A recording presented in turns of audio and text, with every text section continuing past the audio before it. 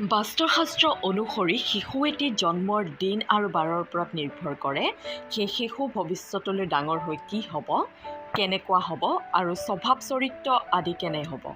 সপ্তাহৰ 7টা দিনৰ কোনটো বাৰত জন্ম হ'লে শিশু অতি ভাগ্যশালী হ'ব জানো আহকচোন।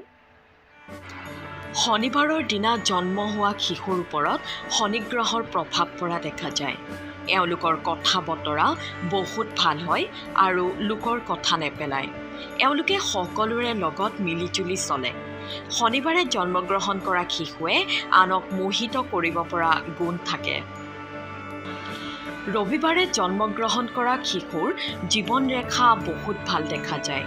সূৰ্য দেৱতাৰ দিন ৰবিবাৰে জন্মগ্ৰহণ কৰা শিশুৱে অকলে থাকি ভাল পায়।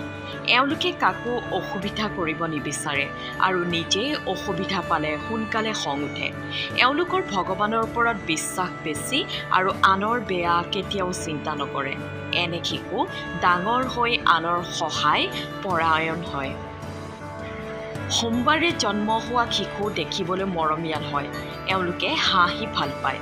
কিছু চঞ্চল প্ৰৱণতা থাকে যদিও এওঁলোক ডাঙৰ হৈ নিজক লৈয়ে সুখী থাকিব বিচাৰে।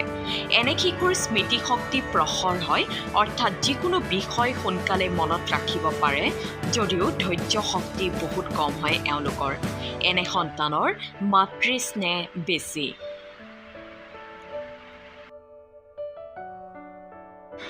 মঙলবাৰে জন্ম হোৱা শিশুৰ স্বভাৱ অকণমান বেয়া দেখিবলৈ পোৱা যায়। হনুমানৰ দিন মঙলবাৰে জন্ম লোৱা শিশুৱে সদায় নিজৰ কথাত অটল থাকে। এই শিশু ডাঙৰ হৈ বহুত সুখী হয়, আনৰ বহু বিশ্বাসী আৰু আনৰ আস্থাভাজন হৈ পৰে।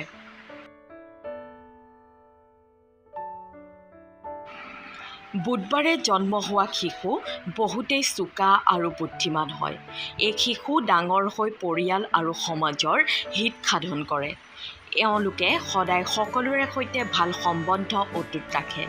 এই সন্তান পবিত্ৰ মনৰ গৰাকী হোৱাৰ লগতে আনক সহায় কৰাৰ মানসিকতা ৰাখে।